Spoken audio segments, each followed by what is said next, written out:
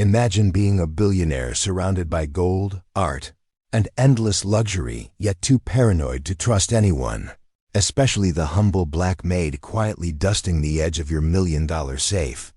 So you leave it wide open one morning, hidden cameras, watching every move, hoping to prove a point. But what she does next will shatter every stereotype, test the depths of morality, and leave even the coldest heart stunned. This is not just about money. This is about character. Stay with this story, and if even one moment moves your soul, hit that subscribe button and share this with someone who still believes in integrity. Now, the test begins. Billionaire Gregory Vance sat atop his empire like a hawk, sharp eyes, sharper mind, and an even colder heart. The Vance estate in Connecticut was a fortress of privilege, glass, and gold. With wealth came paranoia, and with paranoia came tests. Gregory had never truly trusted anyone, not his lawyers, not his business partners, and certainly not his household staff. He believed that everyone had a price. Everyone could be bought, broken, or baited. Then came Mariella James, a 38-year-old black maid from Georgia who barely spoke, always wore gloves even while scrubbing silverware, and had eyes that carried the weight of life's bruises yet the calm of a Sunday morning. She never asked questions, never lingered, never complained. And that's what bothered Gregory most. Was it real? Or a mask waiting for the right moment to fall? One morning, he devised what he thought was genius. He'd leave the walk-in safe home to $4.3 million in cash, antique watches, a diamond-encrusted timepiece worth more than her entire life wide open, on purpose. Cameras hidden in the air vent, behind the clock, and inside a hollow book on the bookshelf would capture it all. Gregory watched from his study, eyes locked on a monitor. Mariella entered the room. She paused. She saw the open safe. His heart thumped. Was this the moment? Would she tiptoe in, take just a little, then pretend nothing happened? But Mariella didn't move toward the safe. Instead, she looked around, slowly closed it, took a sticky note from the desk, and scribbled one sentence. "Sir, I think you forgot something." She stuck the note on the safe, then returned to vacuuming, humming softly under her breath. Gregory's jaw slackened. He replayed the footage 5 times. No hesitation. No glances over the shoulder. No curiosity. The woman who made $400 a week didn't even peek inside.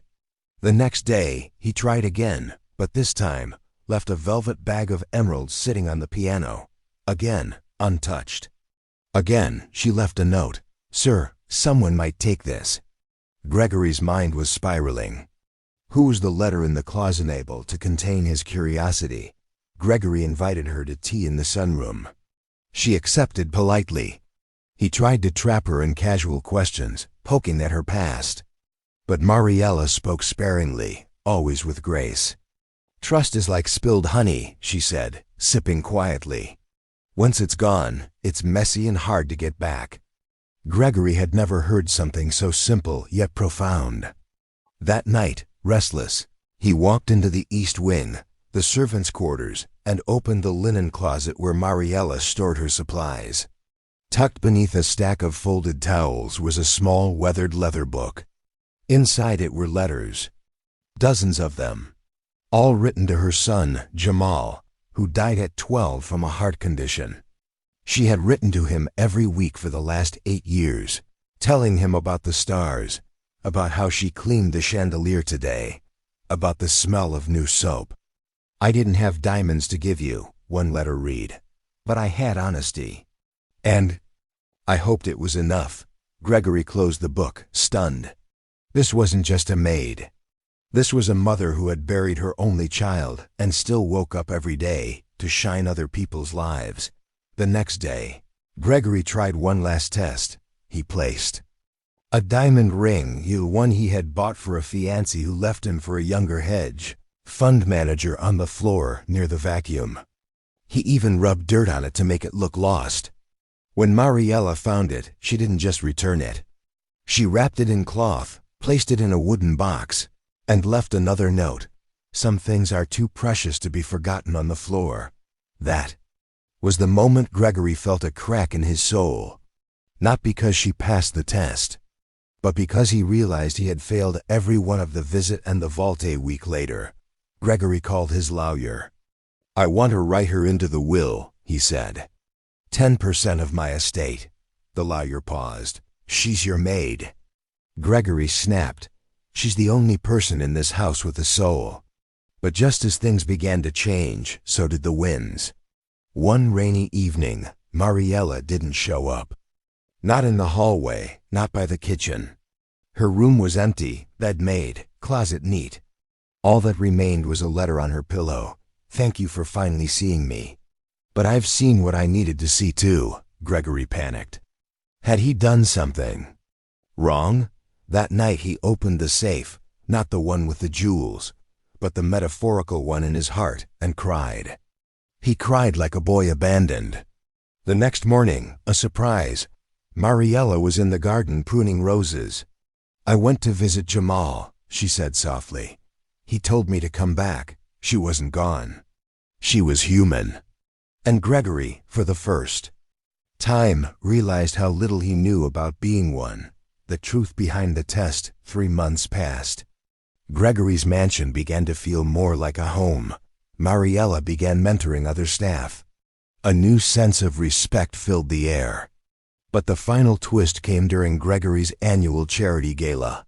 In a hall full of suits and gowns, Gregory took the mic and shared Mariella's story, not to embarrass her, but to honor her. As guests gasped and clutched pearls, Gregory ended with, "We all build safes, for money, for secrets, for shame. But sometimes God sends someone who doesn't want what's inside.